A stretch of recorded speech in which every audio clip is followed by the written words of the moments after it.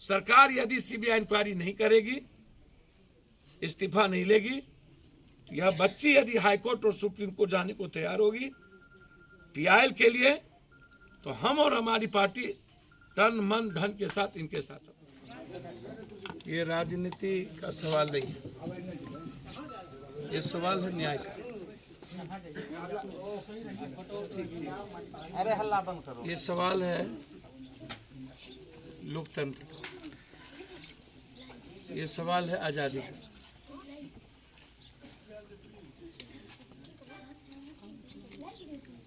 यह सवाल है कि आम आदमी समाज में सुरक्षित रहेंगे कि नहीं। ये सवाल किसी विधायक, मंत्री या किसी विधायक बनने का नहीं।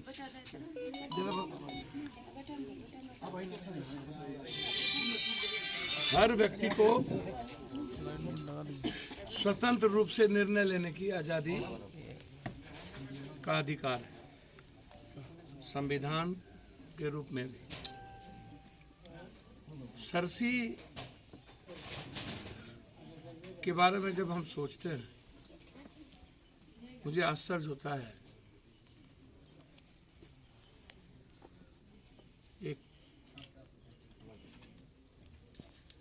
आर्थिक सामाजिक रूप से संपन्न सरसी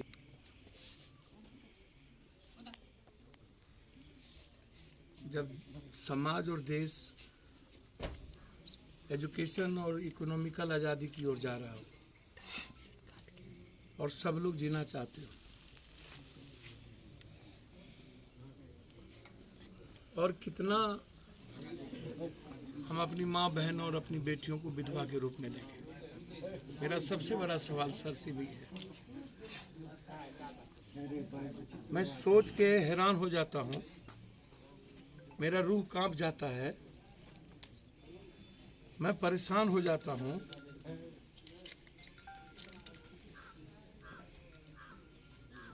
क्या पूर्णिया जिला में सरसी को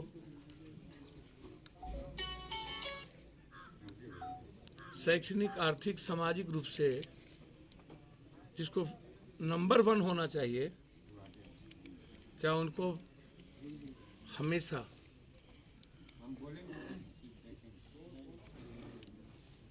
मौत के साए में जीना पड़े? सरसी के लिए आजादी नहीं हुई है क्या? सरसी में लोकतंत्र नहीं है क्या?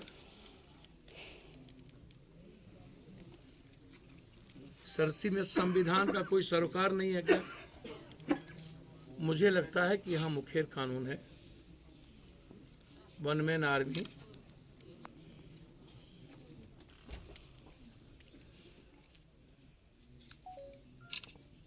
लोकतंत्र और कानून दोनों जागीर बन गया हो, कोतवाल तो अब डर का है क्या?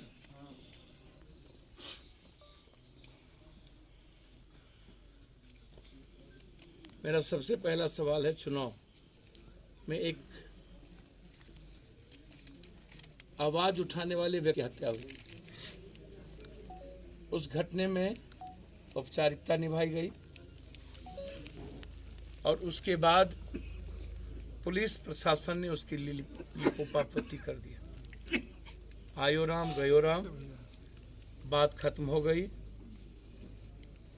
ना कोई सुनने वाला, ना कोई देखने वाला, चली गई।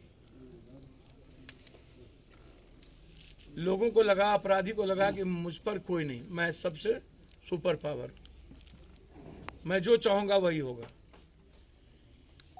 समाज में जो विरोध उठ रहा था उसको पहली बार दबाने की कोशिश हुई और फिर घटना दब गई। फिर दूसरी घटना सच्चाई है। कहा गया कि 47 और अन्य हथियार लेकर के बिट्टू सिंह पकड़ाए। तो सरकार को चाहिए था, ये 47 आया कहां से? क्या पुरलिया वाला है? क्या अभी जो जिसमें अंबानी से, अदानी से लेके बहुत सारी चीज इन्वॉल्व है और लगातार एनआईए उसकी खोज कर रही है। ये 47 वहां से है। मैं मान लेता हूं कि बिट्टू सिंह के पास 47, तो क्या बिट्टू सिंह का 47 खुद तो नहीं बनाया? क्या इस पर पुलिस प्रशासन को इंक्वायरी करनी चाहिए कि नहीं, बिट्टू सिंह के पीछे कौन कौन है? तो हम डिमांड करते हैं, इस परिवार का यदि आरोप है सरकार के किसी भी एमपी, एमएलए, मंत्री, विधायकों पर, और यह मांग कर रही है कि मुझे सरकार के पुलिस और सरकार के निष्पक्ष जांच पर भरोसा नहीं है, तो हम मांग करते हैं कि हर परिस्थिति में इसकी जांच सीबीआई इंक्वायरी से। हाई कोर्ट से मांग करते हैं कि इसमें सो मोटो नोटिस लिया जाए और इसको सीबीआई दिया जाए, अन्यथा बहुत फेयर है, हमारी पार्टी निष्पक्ष जांच के लिए और सरकार पर कोई उंगली ना उठे, सरकार के मुख्यमंत्री पर, कि वो कहीं इन्वॉल्व है, वो बचाना चाहते हैं, किसी भी कीमत पर कोर्ट में पीआईएल फाइल करके सीबीआई इंक्वायरी की मांग करें। यदि सरकार ने लिखित नहीं दी तो मैं चाहूंगा कि पीआईएल फाइल करने में यदि यह परिवार निष्पक्ष चाहती है तो हम इस परिवार की बच्ची की मदद हाई कोर्ट में करेंगे, ताकि जरूरत होगी तो सुप्रीम कोर्ट भी जाएंगे, ताकि सरकार के दामन पर कोई दाग ना लगे और मंत्री जी दूध के दूध, पानी के पानी की तरह साफ होकर निकल सके। और हम चाहते हैं कि मंत्री जी बेबाक होकर के प्रेस के सामने आए और कहें कि जब तक इनकी इंक्वायरी नहीं होती है तब तक मैं रिजाइन करता हूं मंत्रिमंडल से।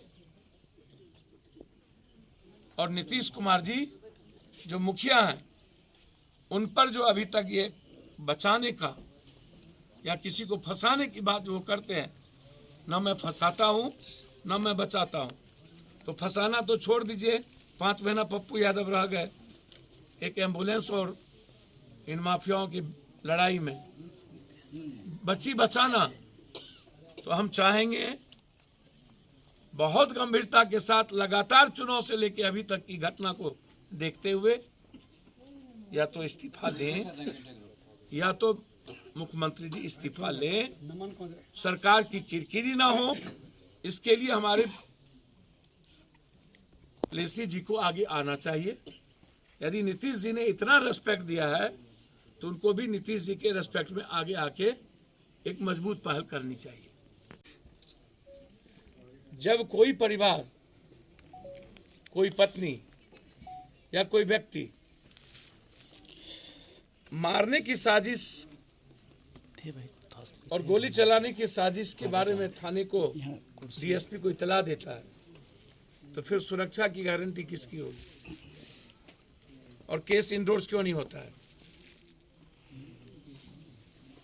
तो मेरा मानना है, पहला पार्ट है कि क्रिमिनल और पुलिस प्रशासन सरसी के मिलकर इस हत्या को अंजाम दिया।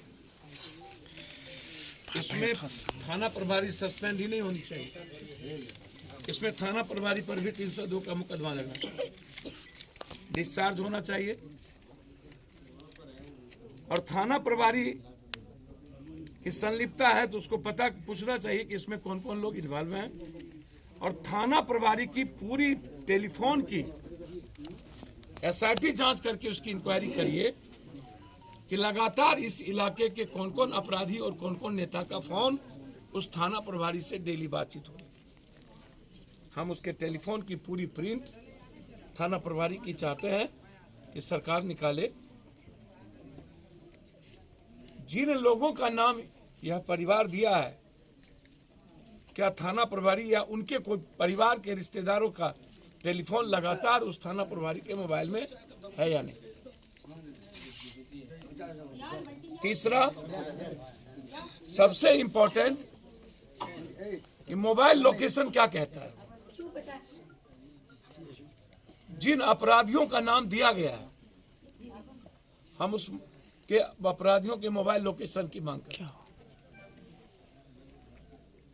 10 किलोमीटर के रेडियस में वो अपराधी है या नहीं। यदि वो 5 से 10 किलोमीटर के रेडियस में है तो अविलंब उसकी कुर्की, 3 महीने के अंदर एक्सपेडी ट्रायल, एक कोर्ट का गठन और अविलंब फांसी की मांग।